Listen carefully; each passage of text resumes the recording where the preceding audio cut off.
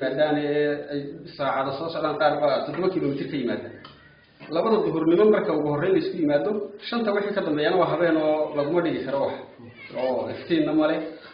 de habeenimana kulliga ardaydu wiilaliyo gabdhays u jiraan oo lama gaarsiin karo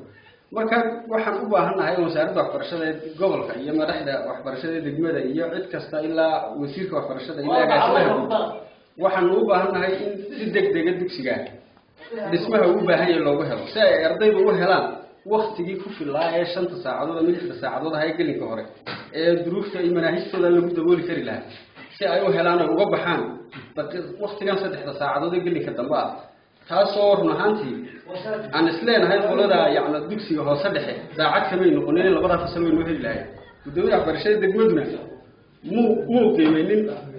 bay hadda ay waxbarashada dugsiga sare ardaydu ay leedahay waxaan isleenahay muu qiimeynin yacni gelinkii dambe in la dhigto un baa ama rabis